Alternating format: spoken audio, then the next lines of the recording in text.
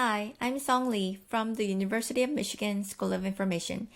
I'm happy to present my work with Andrea, Thomer, and Lampe, the use of negative interface cues to change perceptions of online retributive harassment. What is online retributive harassment? It is harassment targeted at a person who is thought to have violated social norms or committed a crime. It is a prevalent and fast-growing issue with the recent rise of cancel culture, online whistleblowing, and online vigilantism. It is a tricky and thorny problem to address because we humans often have retributive intuition and experience moral outrage by the norm violation. Scholars say retributive emotion is part of our social nature, related to sympathy or empathy for the victim of the wrongdoing. The problem is, it can very quickly escalate and spin out of control online. The ability of the internet to aggregate, perpetuate, and anonymize individual actions can easily turn retributive harassment into mob justice, whose harm can outgrow that of the initial wrongdoing. But from the content moderation perspective, it's not so easy to ban or delete them all. If people's moral outrage is thwarted, that outrage may be directed to the platform.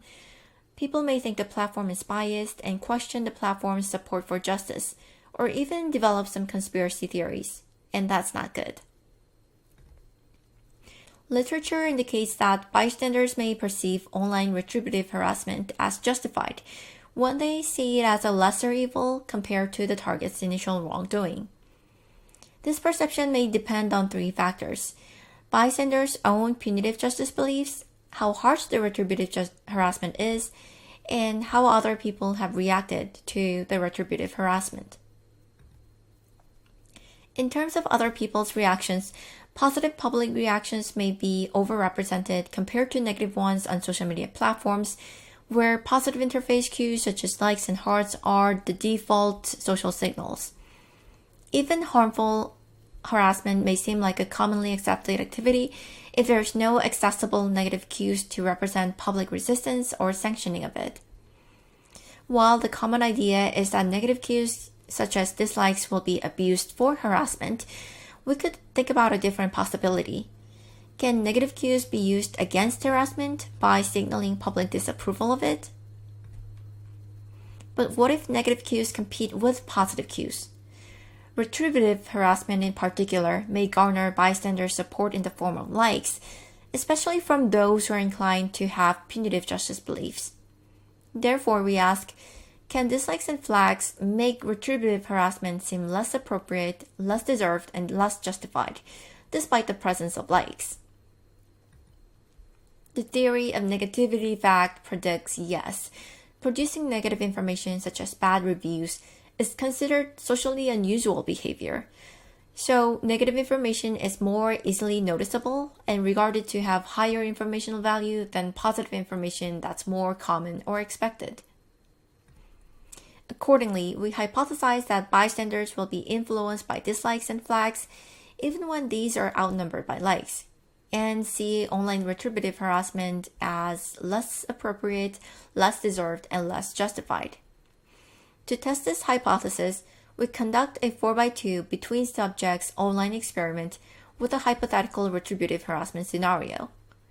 Participants see Amy's social media post attacking Sarah, who committed a drunk driving homicide.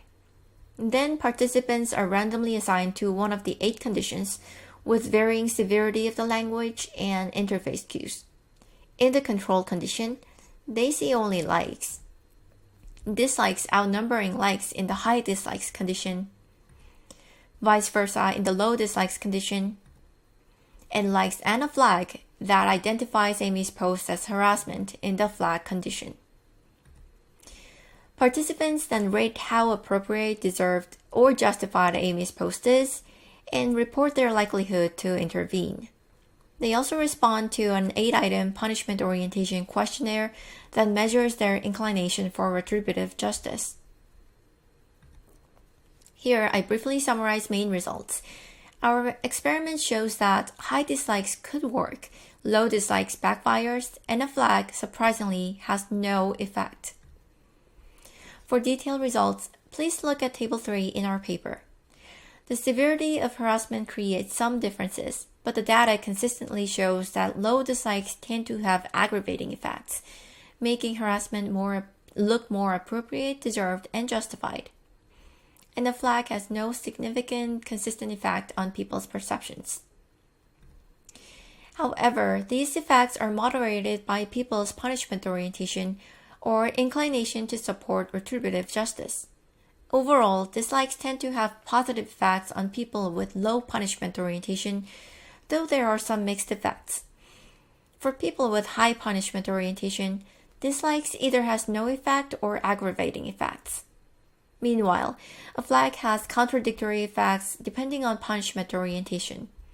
For instance, if it is highly severe harassment, a flag works on low punishment orientation people but backfires on high punishment orientation people. Table 4 in our paper shows the details. Our overall result is inconsistent with the theory of negativity effect in that a smaller dislikes and a flag are overpowered by many likes. We discuss alternative theories that might better explain such effects. We also discuss possible good use of dislikes against retributive harassment and raise concerns about many platforms' over-reliance on flags to deter bad actions. It could have unexpected consequences depending on people's psychological characteristics such as punishment orientation. So, the takeaways. Negative interface cues could be used against harassment if carefully designed. Before quickly rejecting them based on the assumption about their abuse, we need to empirically examine them more. Plus, we need online harassment interventions that consider people's psychological characteristics and tendencies. There's no one-size-fits-all content moderation that could work for everyone. I look forward to interacting with you at CSCW 2022 and discussing more ways to de-escalate online moral outrage. Thank you for listening.